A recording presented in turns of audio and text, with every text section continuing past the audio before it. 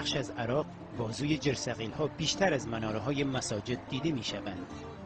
چهره فیزیکی و فرهنگی این منطقه به سرعت در حال تغییر است و این باعث جذب خارجی‌های زیادی به شهر اربیل، مرکز حکومت محلی کردستان عراق شده.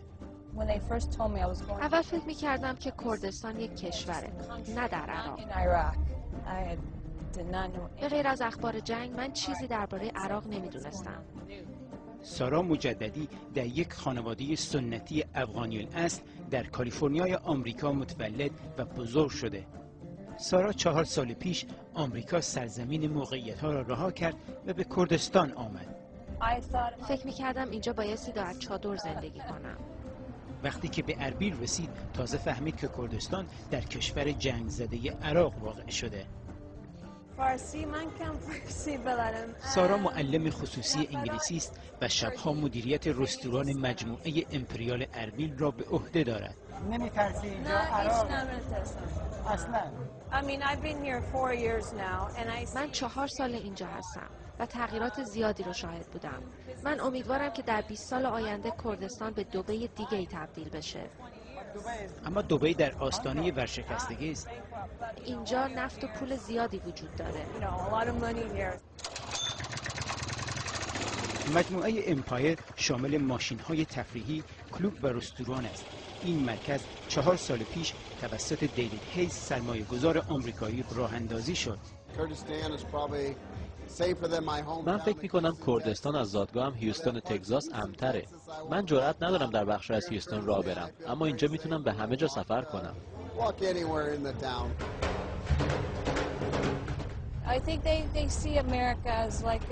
من فکر می‌کنم کردها آمریکا رو الگوی خود قرار دادن و میخوان مثل آمریکایی‌ها زندگی کنن.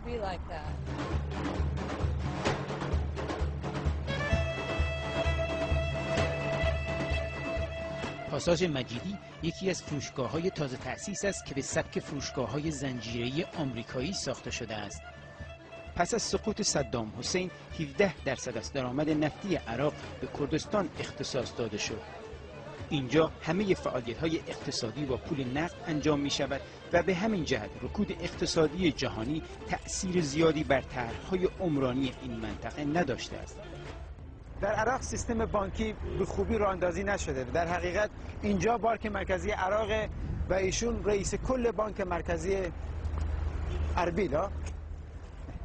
توسعه و رقابت اقتصادی باعث افزایش کرایه خانه و هزینه زندگی شده و این زندگی را برای قشر کم درآمد جامعه بسیار مشکل کرده است. البته توسعه در کردستان جنبه‌های منفی هم داره. اینجا فروشگاه‌ها و هتل‌های زیادی ساخته شده، مثلا ساختمان‌های رویال سیتی یا دهکده انگلیسی‌ها. اونا خیلی گرونن و مردم توانایی استفاده از اونها رو ندارن. شاید برای بسیاری از غربی‌ها داستان سارا که آزادی و عشق را در عراق پیدا کرده نه در آمریکا یک شوخی باشد. اگه همدیگر رو نفهمیم از کلمات کردی استفاده می‌کنیم. سلجوق دوست پسر سارا ترکی است و مدت 2 سال است که در کردستان کار می‌کند. من آزادی و احتمالاً عشق رو اینجا پیدا کردم. امنیت و موتورهای تغییر کردستان از سایر قسمت‌های عراق جلو زده. گرچه دستاندازهای حاصل از اختلافات کردها با دولت مرکزی این میدان را تهدید می‌کند، اما موتورهای محرکه بدون توجه به عواقب این دستاندازها همچنان با سرعت رو به جلو در حال حرکتند. ژیار گل، BBC اربیل.